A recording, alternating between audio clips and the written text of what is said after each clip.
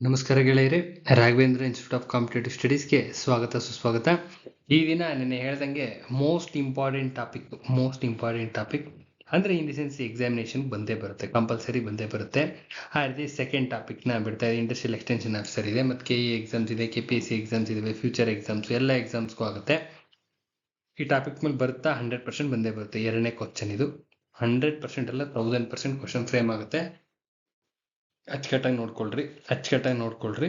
ಇದು ನನ್ನ ನಂಬರು. ಯಾರಿಗಾರು ಕ್ಲಾಸಸ್ ಅವಶ್ಯಕತೆ ಇದ್ರೆ, ಜನರಲ್ ಸ್ಟಡೀಸ್ ಕ್ಲಾಸಸ್ ಅವಶ್ಯಕತೆ ಇದ್ರೆ ಖಂಡಿತವಾಗ್ಲೂ ಕಾಂಟ್ಯಾಕ್ಟ್ ಮಾಡ್ರಿ. ನಾ ಮಾಡೋದು current affairs based and core area ಮೆಥಡಲ್ಲೇ ನಾನು ಮಾಡೋದು. ಸೊ ಅದು tried and tested method. Test ಆಗಿದೆ ಆಲ್ರೆಡಿ, ಎಷ್ಟೋ ವರ್ಷದಿಂದ ಹೈ ಲೆವೆಲ್ ಸಕ್ಸಸ್ ಆಗಿದೆ. ಸೊ ಅದಕ್ಕೋಸ್ಕರ ಹೇಳ್ತಾ ಇದ್ದೀನಿ, current affairs plus core area based ಮೆಥಡಲ್ಲೇ ನಾನು ಮಾಡೋದು. 75+, 75+ ಈಸಿಯಾಗಿ ಸ್ಕೋರ್ ಆಗುತ್ತೆ. ಈಸಿಯಾಗಿ 100 ಕ್ವಶನ್ಸ್ಗೆ 75 ಕ್ವಶನ್ಸ್ ಈಸಿಯಾಗಿ ಸ್ಕೋರ್ ಆಗುತ್ತೆ. ಇದೇ ಮೆಥಡು. ಓದಿ, ನಿಮ್ಗೆ ಗೊತ್ತಿರೋ ಓದಿ, ಗೊತ್ತಾಗ್ಲಿಲ್ಲ ಅಂದರೆ ಕಾಂಟ್ಯಾಕ್ಟ್ ಮಾಡ್ಕೊಳ್ಳಿ ಅಷ್ಟೇ. ನೆಕ್ಸ್ಟ್ ನೋಡ್ತಾ ಹೋಗೋಣ. RBI ನೂತನ ಗವರ್ನರ್ ಆಗಿ ಸಂಜಯ್ ಮಲ್ಹೋತ್ರಾ ನೇಮಕ. RBI ನೂತನ ಗವರ್ನರ್ ಬಗ್ಗೆ ಕ್ವಶನ್ ತೆಗೆದೇ ತೆಗಿತಾರೆ. ಬರೀ ಒನ್ ವರ್ಡ್ ಅಂತೂ ಬರಲ್ಲ, ಯಾವುದೇ ಕಾರಣಕ್ಕೂ ಬರಲ್ಲ. ಕಾನ್ಸೆಪ್ಟ್ನ ಬಿಟ್ಬಿಡಿ. RBI ನೂತನ ಗವರ್ನರ್ ಆಗಿ ಸಂಜಯ್ ಮಲ್ಹೋತ್ರಾ ನೇಮಕ ಗೊತ್ತಿರಬೇಕು. ಹಿಂದೆ ಯಾರಿದ್ರು ಅಂತ ಗೊತ್ತಿರಬೇಕು. ಶಕ್ತಿಕಾಂತ್ ದಾಸ್ ಅವರು ಇದ್ರು, ಅವ್ರ ಅಧಿಕಾರಾವಧಿ ಮುಕ್ತಾಯ ಆಯಿತು. ನೆಕ್ಸ್ಟ್ ಸಂಜಯ್ ಮಲ್ಹೋತ್ರಾ ಎಂಟ್ರಿ ಕೊಟ್ಟರು. ಓಕೆನಾ? ಎ ಆಪ್ಷನ್ ಅಲ್ಲಿ ಇರುತ್ತೆ, ABCD ಆಪ್ಷನ್ ಅಲ್ಲಿ ಇರುತ್ತೆ. KPSC ಇರೋದೇ ABCD ಆಪ್ಷನ್ ಅಲ್ಲಿ. ಇವಾಗ KE ಏನು ಅಷ್ಟೇನೆ. ಸೊ ABCD ಆಪ್ಷನ್ಗೆ ರೆಡಿ ಆಗಬೇಕು, ಡೀಟೇಲ್ ಆಗಿ ಗೊತ್ತಿರಬೇಕು.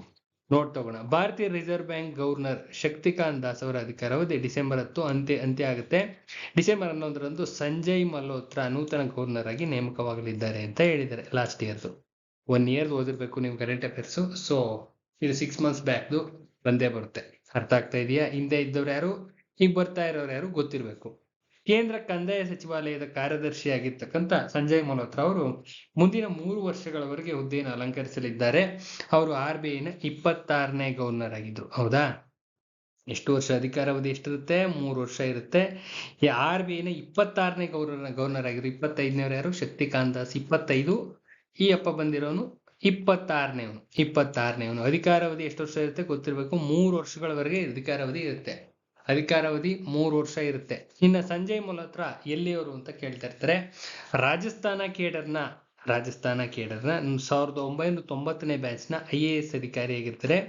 ಇಂಡಿಯನ್ ಇನ್ಸ್ಟಿಟ್ಯೂಟ್ ಆಫ್ ಸೈನ್ಸ್ ನಲ್ಲಿ ಕಾನ್ಪುರದಿಂದ ಕಂಪ್ಯೂಟರ್ ಸೈನ್ಸ್ ನಲ್ಲಿ ಎಂಜಿನಿಯರಿಂಗ್ ಮತ್ತು ಪ್ರಿನ್ಸ್ಟನ್ ವಿಶ್ವವಿದ್ಯಾನಿಲಯದಿಂದ ಪದವಿ ಪಡ್ಕೊಂಡಿದ್ದಾರೆ. ಇದು ಇವರ ಎಜುಕೇಶನ್ ಬ್ಯಾಕ್ಗ್ರೌಂಡು. ಗೊತ್ತಿರಬೇಕು. ABCD ಆಪ್ಷನ್ ತೆಗಿತಾ ಇರ್ತಾರೆ. 33 ವರ್ಷಗಳ ವಿಶಿಷ್ಟ ಸೇವೆಯೊಂದಿಗೆ ಮಲ್ಹೋತ್ರಾ ಅವರು ವಿದ್ಯುತ್, ಹಣಕಾಸು, ತೆರಿಗೆ, ಮಾಹಿತಿ ತಂತ್ರಜ್ಞಾನ ಮತ್ತು ಗಣಿ ಸೇರಿದಂತೆ ವಿವಿಧ ಕ್ಷೇತ್ರಗಳಲ್ಲಿ ಅಸಾಧಾರಣ ನಾಯಕತ್ವವನ್ನು ಪ್ರದರ್ಶಿಸಿದ್ದಾರೆ. ಅಂದ್ರೆ ಎಕ್ಸ್ಪರ್ಟೈಸ್ ಆಗಿದ್ದಾರೆ ಅಂತ ಇದರರ್ಥ. ಅಸಾಧಾರಣ ನಾಯಕತ್ವ ಅಂದ್ರೆ ನಿಮ್ಮ IAS ಆಫೀಸರ್ಸ್ ಆಗಿ ಇದಿಷ್ಟು ಡಿಪಾರ್ಟ್ಮೆಂಟ್ಸ್ ಅಲ್ಲಿ ಎಕ್ಸ್ಪರ್ಟೈಸ್ ಆಗಿದ್ದಾರೆ, ಎಕ್ಸ್ಪರ್ಟ್ಸ್ ಇರ್ತಾರೆ. ಸೊ ವರ್ಕ್ ಹೆವಿ, ಇನ್ನು ಲಾಂಗ್ ಟರ್ಮಲ್ಲಿ ವರ್ಕ್ ಮಾಡಿ ಎಕ್ಸ್ಪರ್ಟ್ಸ್ ಆಗಿರ್ತಾರೆ. ಎಲ್ಲಿನ ಎಲ್ಲ ಮಾಹಿತಿನೂ ಗೊತ್ತಿರುತ್ತೆ ಅಂತ ಇದರರ್ಥ. 33 ವರ್ಷದಲ್ಲಿ ಇಷ್ಟೆಲ್ಲ ಡಿಪಾರ್ಟ್ಮೆಂಟಲ್ಲಿ ವರ್ಕ್ ಮಾಡಿದ್ದಾರೆ ಅಂತ ಇದರರ್ಥ. ಪ್ರಸಕ್ತ RBI ಗವರ್ನರ್ ಶಕ್ತಿಕಾಂತ್ ದಾಸ್ ಅವರು 2018ರಿಂದ 2018ರಲ್ಲಿ 25ನೇ ಗವರ್ನರ್ ಆಗಿ 3 ವರ್ಷಗಳ ಅವಧಿಗೆ ನೇಮಕ ಆಗ್ತಾರೆ. ಮತ್ತೆ ಬಳಕೆ 2021ರಲ್ಲಿ ಮತ್ತೆ 3 ವರ್ಷದ ಬಳಕೆ 2 ಟರ್ಮ್ನಲ್ಲಿ ವರ್ಕ್ ಮಾಡ್ತಾರೆ. ಶಕ್ತಿಕಾಂತ್ ದಾಸ್ 2 ಬಾರಿ ಸೇವಾವಧಿ ವಿಸ್ತರಣೆ ಆಗೋಗಿರುತ್ತೆ. ಅತಿ ಹೆಚ್ಚು ಕಾಲ RBI ಗವರ್ನರ್ ಆದವರಲ್ಲಿ ಇವರು 2ನೇ ಸ್ಥಾನದಲ್ಲಿದ್ದಾರೆ. ಇದು ಕೇಳ್ತಾ ಇರ್ತಾರೆ, ಅತಿ ಹೆಚ್ಚು ಕಾಲ RBI ಗವರ್ನರ್ ಆದವರು ಯಾರ್ಯಾರು ಅಂತ ಕೇಳ್ತಾ ಇರ್ತಾರೆ. ಫಸ್ಟ್ ಯಾರಿದ್ರು? ಬೆನಗಲ್ ರಾಮರಾವ್ ಅವರಿದ್ರು. ಬೆನಗಲ್ ರಾಮರಾವ್ ಎಂಬುವರು 49ರಿಂದ 57ವರೆಗೂ 7.5 ವರ್ಷಗಳ ಕಾಲ RBI ಗವರ್ನರ್ ಆಗಿದ್ರು. ಶಕ್ತಿಕಾಂತ್ ದಾಸ್ ಅವರು 6 ವರ್ಷ. ಫಸ್ಟ್ ಪ್ಲೇಸ್ ಅಲ್ಲಿರೋದು ಬೆನಗಲ್ ರಾಮರಾವ್, ಸೆಕೆಂಡ್ ಪ್ಲೇಸ್ ಅಲ್ಲಿರೋದು ಶಕ್ತಿಕಾಂತ್ ದಾಸ್. ಗೊತ್ತಿರಬೇಕು, ಕೇಳ್ತಾ ಇರ್ತಾರೆ. ಡಬಲ್ ಆನ್ಸರ್ಸ್ಗೂ ಕೇಳ್ಬೋದು, ಹೆಂಗ್ ಬೇಕಾದ್ರೆ ಕೇಳ್ಬೋದು. ಕಾನ್ಸೆಪ್ಟ್ ತುಂಬಾ ಕ್ಲಾರಿಟಿ ಇರಬೇಕು. ಸೊ ಇಷ್ಟು ಡೀಟೇಲ್ಸ್ ನೋಡ್ಕೊಂಡಿದ್ರೆ ABCD ಆಪ್ಷನ್ ಒಂದು ಕ್ವಶನ್ ಡೆಫಿನೆಟ್ ಆಗಿ ಬಂದೇ ಬರುತ್ತೆ. ABCD ಆಪ್ಷನ್ ಅಲ್ಲಿ 1 ಜೋಡಿ ಸರಿ, 2 ಜೋಡಿ ಸರಿ, ಆ ಥರನಾರು ಕೇಳ್ಬೋದು. ABCD ಕೇಳ್ಬೋದು, ಏನ್ ಬೇಕಾದ್ರೂ ಕೇಳ್ಬೋದು. ಸಿಂಗಲ್ ವರ್ಡ್ ಬರೋ ಚಾನ್ಸಸ್ ತುಂಬಾ ಕಡಿಮೆ. ಬಂದ್ರೂ ಬರ್ಬೋದು, ಬರಕ್ ಚಾನ್ಸೇ ಇಲ್ಲ ಅಂತ ಹೇಳ್ತಾ ಇಲ್ಲ. Less chances, single word answers ಕೇಳೋ chances less chances. ABCD options common ಆಗಿ ತೆಗಿತಾ ಇರ್ತಾರೆ. ಇದು ವೆರಿ ಇಂಪಾರ್ಟೆಂಟ್. RBI ಆಗಿರೋದ್ರಿಂದ ವೆರಿ ಇಂಪಾರ್ಟೆಂಟ್. 100% ಬರುವಂತ ಕ್ವಶನ್ ಇದು 100% ತೆಗೆದೇ ತೆಗಿತಾರೆ. ಸೊ ಚೆನ್ನಾಗಿ ನೋಡ್ಕೊಂಡು ಹೋಗಿ ಅಂತ ಹೇಳ್ತಾ ವಿಡಿಯೋನ ಎಂಡ್ ಮಾಡ್ತಾ ಇದೀನಿ. ಇವೆಲ್ಲ core areas important. Current affairs ನಲ್ಲಿ ಇದು ಕರೆಂಟ್ ಅಫೇರ್ಸ್ ಸಂಬಂಧಪಟ್ಟಿದ್ದು. ಕರೆಂಟ್ ಅಫೇರ್ಸ್ ನಲ್ಲಿ ಈ ತರದ ಓದ್ಕೊಂಡು ಹೋಗ್ಬೇಕು. ಕರೆಂಟ್ ಅಫೇರ್ಸ್ ನಲ್ಲಿ ಏನೇನೋ ಓದೋದಲ್ಲ, ಮನ್ಸಿಗೆ ಬಂದಾಗ ನಿಮ್ಗೆ ಏನೇನ್ ಬೇಕು ಎಲ್ಲ ಓದ್ಕೊಂಡು ಹೋದ್ರೆ ಏನೂ ಪ್ರಯೋಜನ ಇಲ್ಲ. ಒಂದು ಮ್ಯಾಗಝಿನ್ಸ್ ನೋಡ್ಕೋಬೇಕು, ಒಳ್ಳೊಳ್ಳೆ ಮ್ಯಾಗಝಿನ್ಸ್, ಪೇಪರ್ ಓದಿದ್ರೆ ಒಳ್ಳೇದು. ಪ್ರಜಾವಾಣಿ ಬೆಸ್ಟ್, ಹಿಂದೂ ಓದಿದ್ರೆ ಬೆಸ್ಟ್, ಪ್ರಜಾವಾಣಿ ಆದ್ರೂ ಸಾಕಾಗುತ್ತೆ. ನಮ್ಮ KPSC ಲೆವೆಲ್ಗಾದ್ರೆ ಪ್ರಜಾವಾಣಿ ಸಾಕಾಗುತ್ತೆ.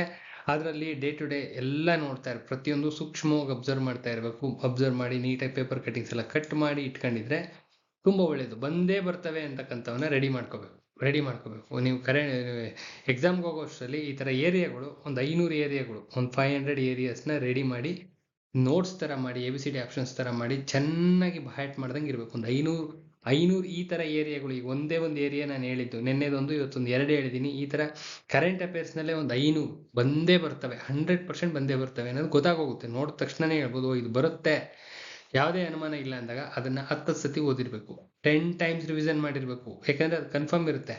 ಈ ತರ ಮಾಡ್ಕೊಂಡ್ರೆ ಕರೆಂಟ್ ಅಫೇರ್ಸ್ ಮೇಲೆ 20 ಕ್ವಶನ್ಸ್ ಬರ್ತವೆ. 15 ಇಂದ 20 ಕ್ವಶನ್ಸ್ ಪಕ್ಕ ಎತ್ಕೋಬಹುದು. ಈ ಪಕ್ಕ ಇಲ್ಲೇ ಹೇಳ್ಬೋದು.